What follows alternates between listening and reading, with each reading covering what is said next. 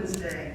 Today, we turn our attention to what women have achieved worldwide and also right here in our city. Just looking around at this horseshoe, looking at the women surrounding me, there are 6 city council women.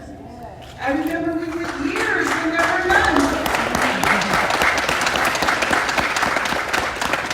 And just across the street, there are 5 women sitting at the County Board of Supervisors. We are making history in Los Angeles when it comes to women leadership, but making part of history, making history, is knowing history. And so I'm glad now in our country that we celebrate International Women's Day, because for many, many years, our country really didn't acknowledge it.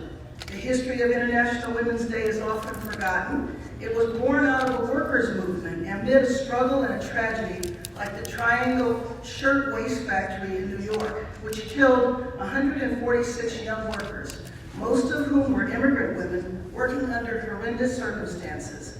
I raise this to remember that as much as International Women's Day is a celebration, it's also about the work ahead to break barriers and ensure that all women and girls can thrive and succeed.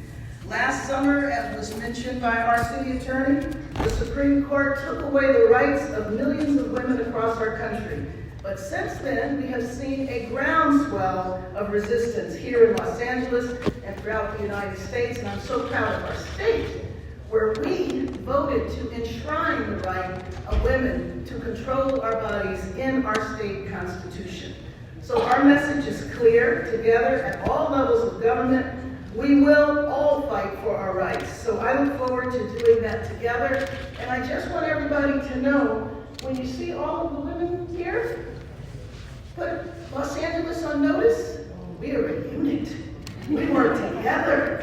We are bonded together, and we are going to bring the issues of women and children front and center into our city. As our city attorney mentioned, the issue of the unhoused, and I think oftentimes unhoused women and children are not really noticed or lifted up. As we've gone about moving people from tents into housing, we've learned what many of you probably already know, that women who are unhoused sometimes wear 2 and 3 pants to avoid being raped.